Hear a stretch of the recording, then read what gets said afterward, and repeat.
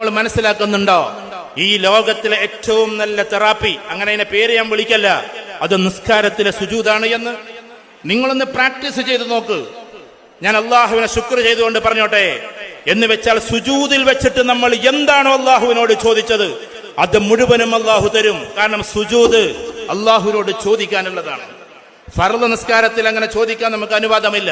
ഫർള് നിസ്കാരത്തിൽ സുബ്ഹാന റബ്ബിയൽ അഅല വബിഹംദിഹി എന്ന് ചൊല്ലാനേ നമുക്ക് അനുവാദമുള്ളൂ. പക്ഷേ നമ്മളോട് സുന്നത്ത് നിസ്കാരങ്ങൾ വീട്ടിൽ നിന്ന് നിസ്കരിക്കാൻ പറഞ്ഞത് ദീർഘമായി നിസ്കരിക്കാൻ വേണ്ടിയിട്ടാണ്.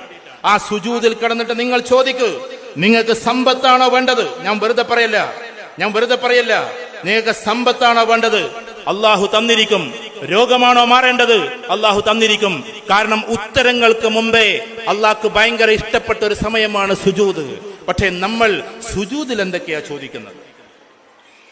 സുജൂദിൽ ചോദിക്കേണ്ടുന്ന ചോദ്യം കൃത്യമായിട്ടും പണ്ഡിതന്മാർ എഴുതി വെച്ചിട്ടുണ്ട്.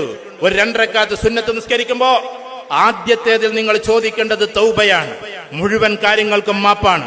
രണ്ടാമത്തതിന് നിങ്ങൾ ചോദിക്കേണ്ടത് എന്തെന്ന് ചോദിച്ചാൽ ശുക്റാണ്, നമുക്ക് ചെയ്തു തന്നതിന് മുഴുവനുള്ള നന്ദിയാണ്, ഗ്രാറ്റിറ്റ്യൂഡ്. ആളുകൾക്ക് നന്ദി ചെയ്യുക എന്നതാണ്. നന്ദി ചെയ്യുമ്പോൾ എന്തൊരു രസമുണ്ടാവും. ഇത് ആളുകൾക്കല്ല, അള്ളാഹ്ക്ക് നന്ദി ചെയ്യാൻ. മൂന്നാമത്തതിൽ ആഖിറത്തിന്റെ വിജയത്തെ കുറിച്ച് ചോദിക്കലാണ്. നാലാമത്തതിലാകട്ടെ ദുനിയാവിലെ മുഴുവൻ കാര്യം നമ്മളോട് ചോദിക്കാനാണ്. സ്ട്രെസ് എത്ര റിലീസ്